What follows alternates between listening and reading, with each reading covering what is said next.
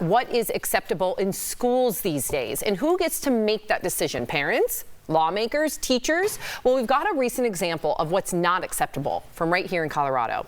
This 12-year-old was removed from a 7th grade classroom over several patches on his backpack. According to his mom, the school took issue with one in particular, the "Don't Tread on Me" patch. She said the school didn't want the flag in the classroom due to its ties to slavery.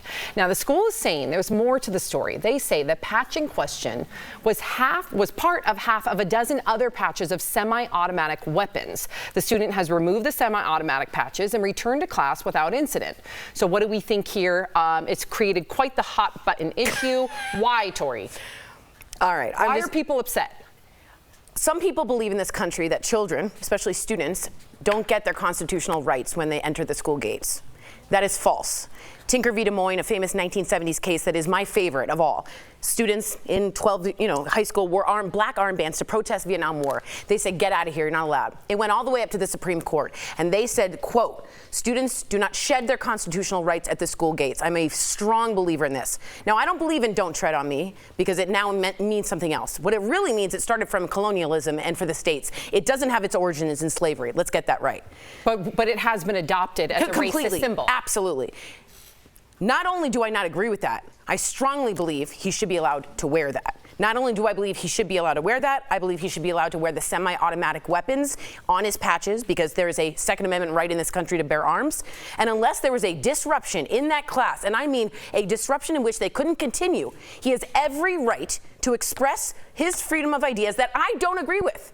But he does. So if someone says, "I don't like your Obama shirt," because it hurts my feelings, that's the same sort of issue. I think you're comparing apples to oranges. I don't. This is Obama shirt versus a semi-automatic weapon and racism when the Second Amendment is rooted in white supremacy. Doesn't matter. It's still an amendment that he has the right to have. His family has the right to have. With all the mass shootings, I'm sorry, if kids are literally escaping windows in drills, lockdown drills, or I'm sorry, not lockdown drills, but they're already doing lockdown drills, and then you look at North Carolina, UNC, where the kids are literally traumatized. All of that doesn't matter. The feelings don't matter. When they're looking at a symbol? Really? Your First Amendment right overrides your feelings unless it causes a what would you say to schools? Disruption. Sorry, this is I'm very passionate about this because if my daughter was in a school when she's older, because right now she's not used to school shootings. Right.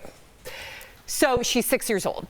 If she had gone through some drills, or God forbid her school had gone through a shooting, or they had at least seen it on the news and there's trauma there, and somebody's walking around, and we live in this culture of see something, say something, right. Someone's walking around with a patch. With a legal patch of a legal semi-automatic rifle that is allowed in the Second Amendment. Then unless Sophie was really upset and there was a disruption within the classroom, the First Amendment states that child is allowed to wear that. A disruption in the classroom. Right. What is a disruption? When somebody wears clothing, I know this for a fact, when somebody wears clothing that is a disruption in the classroom, they are told to remove it. Absolutely. If I got a phone call and I just bought that snake shirt thinking it was like that patch, not knowing its racist ties today, not its origin, I would immediately be like, "Oh my God, I had no idea." But you don't remove that. But you don't believe in that. This kid's parents do. They believe in semi-automatic weapons and they believe in "Don't Tread on Me." You see it on bumper stickers. Okay, we disagree. Sorry, I don't want to take up the time.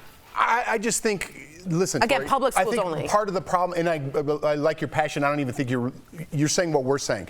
But part of the problem is that mentality of thinking, right? What these people did, it looked like he was wearing his dad's military-issued backpack. For sure. And he probably loved his dad. We don't know the story. They asked him to take it off, and he took it off. And that's it. That's the end of the story. I don't know why we're talking about it. It's people that press the issue and say, "I have rights. I'm going to take this to the Supreme Court." There's guns on his backpack. If there's swear words on his shirt or there's something inappropriate, you go home. That's all. Go home and change. Again, it's inappropriate. We need standards. We need morals. I understand you could take it to the Supreme Court. No, you're right about vulgarity. You're not allowed to do that. But we need to just get back to simple things. Take that off. There's a gun on there. We have a serious issue in this country right now involving child shooting. Take that off. How dare you wear that here and don't come back till you do. We have a serious issue with hey, I'm going to make a poster and say, "Here are my rights." We have a serious problem with neo-Nazism in this, right? And at certain point, you're bringing it to a whole new level. Because it's a slippery slope. If you tell this, it is. They told him to take it off. He took it off. He shouldn't have had to take it off. He shouldn't have wore it. In common sense, he shouldn't have wore it. They didn't know what that meant. And he was wearing his dad's issued backpack. In his family, that is common sense. And he wants the right to express that. that. Why are we telling that child, unless there was an issue,